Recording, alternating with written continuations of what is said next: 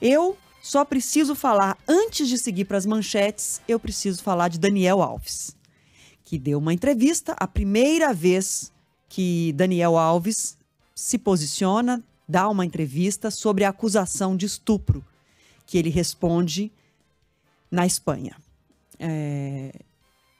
Daniel Alves é um acusado de um crime grave, o estupro de uma jovem de 23 anos. Daniel Alves, diferentemente do Robinho, não é um condenado. Ele é um acusado. Como acusado, tem direito a se defender plenamente, tem direito a dizer, dar a versão dele e dizer o que aconteceu em dezembro de 2022, quando então ele foi acusado por uma jovem de estupro numa boate em Barcelona. Mas Daniel Alves, na primeira oportunidade de falar sobre o caso, ele pediu para dar essa entrevista a um jornal espanhol. Ele fez o que muitos estupradores fazem.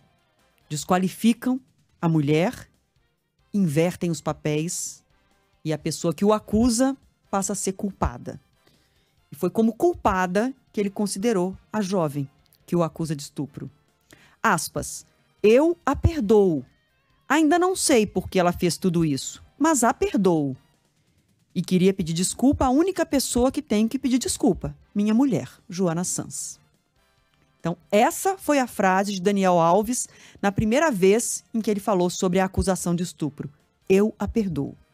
A mulher de 23 anos que o acusa, que abriu um processo, que diz que quer justiça e não dinheiro.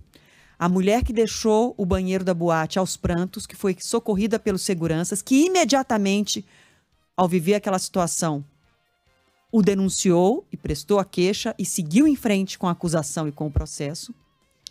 Nas palavras de Daniel Alves, é culpada. Eu a perdoo.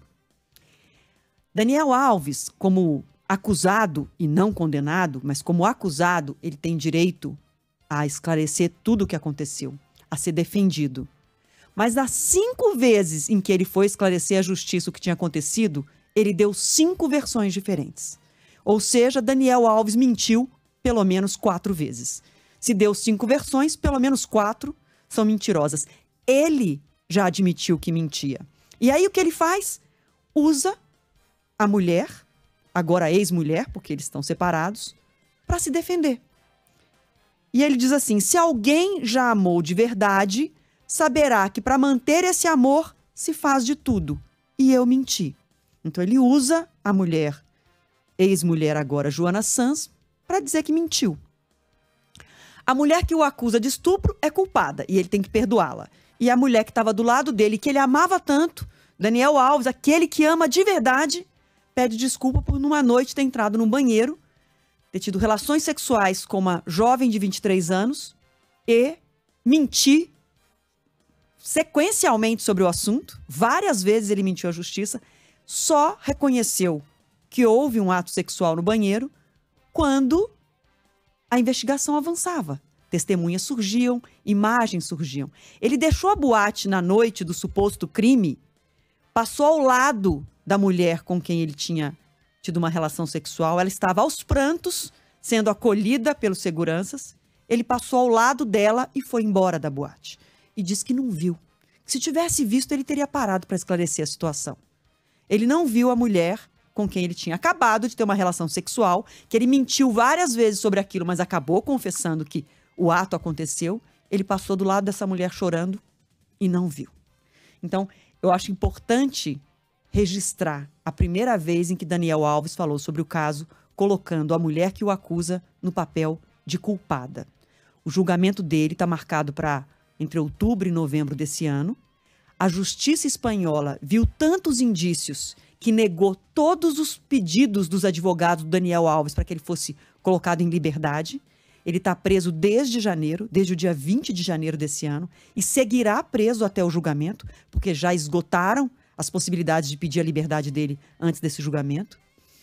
Ele mentiu tantas vezes também, e isso reforçou a decisão da justiça espanhola de não soltá-lo até o julgamento.